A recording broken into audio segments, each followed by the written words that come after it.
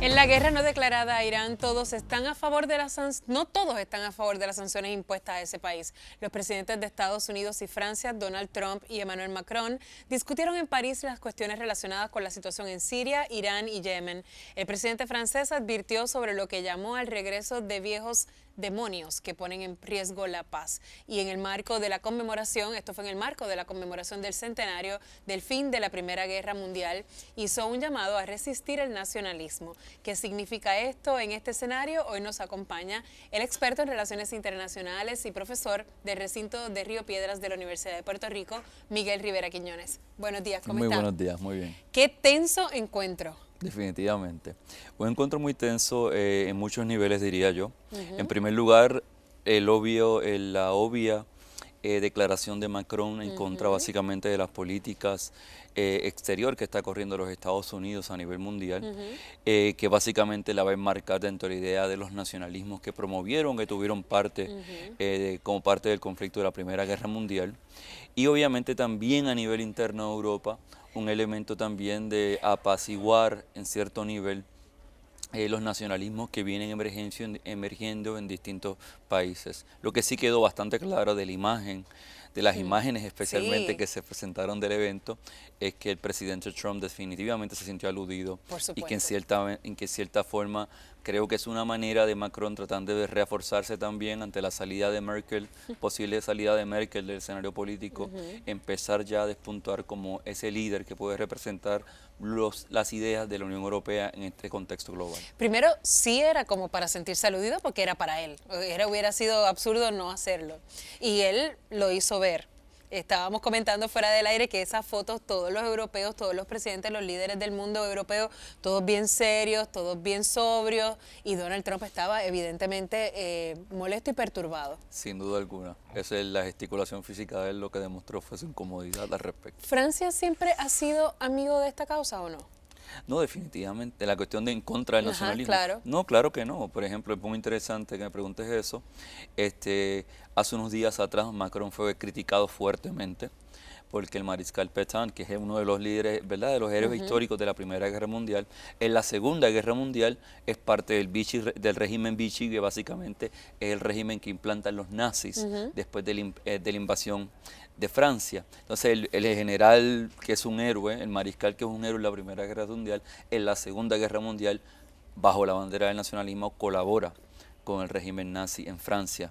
Entonces obviamente no estamos ajenos históricamente en Francia de ese fenómeno. Pero más importante aún es que ya hace ya un poco más de una década, 2 décadas atrás, un partido político llamado el Frente Nacional, liderado en este momento Marine Le Pen, básicamente tiene gran presencia en muchas regiones de Francia, básicamente con un discurso nacionalista de corte xenofóbico. Sí.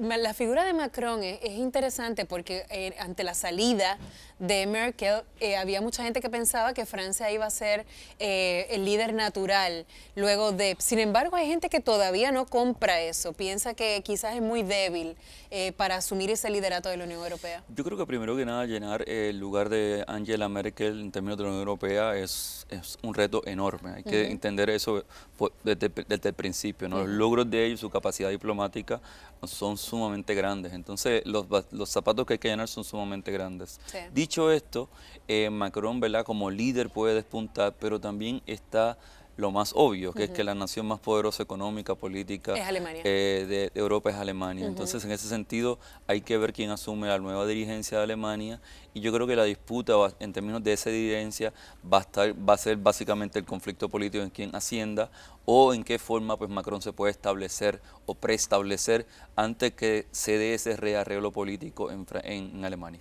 Podemos decir que no se habla de que esa región esté en guerra. Nadie está hablando, cuando están hablando de las sanciones, nadie dice que es que existe una guerra en esa área. Con Irán no, definitivamente no, es parte básicamente de una movida diplomática. Pero parecería, o sea, la movilización que hay allí militar es impresionante, hay ataques todos los días.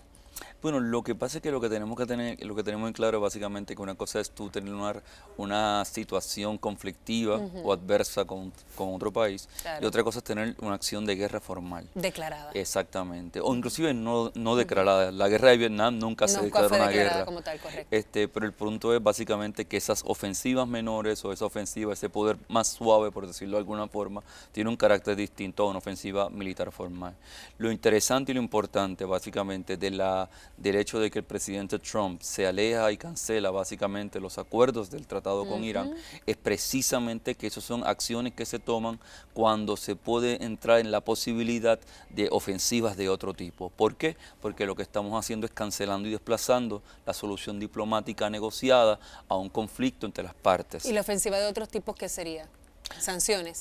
No, bueno, sanciones ya están, o sea, es precisamente esa es la acción, reimponer las sanciones y la posibilidad, como él dicho anteriormente, que la posibilidad, ¿verdad?, de una ofensiva militar a Irán, que eso es algo que siempre ha estado sobre la mesa hace bastante tiempo y que quizás especialmente dentro de la nueva situación política interna de los Estados Unidos hay que tener mucho cuidado porque eso puede ser básicamente una movida del presidente Trump para poner el énfasis en la política exterior y en asuntos externos, consolidar su fuerza interna a nivel de Estados Unidos precisamente y capitalizar sobre la supuesta derrota política que tuvo ahora en las elecciones congresionales. Así que hay que ver. ¿Qué derrota? Él dice que no tuvo ninguna.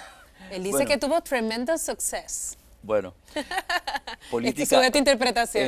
En política la percepción es importante, claro, ¿verdad? Él lo puede manejar de la forma relativamente, ¿verdad?, positiva, porque en cierta forma pues yo creo que llegó a tener, consolidó el partido detrás de él, que era algo que él no tenía.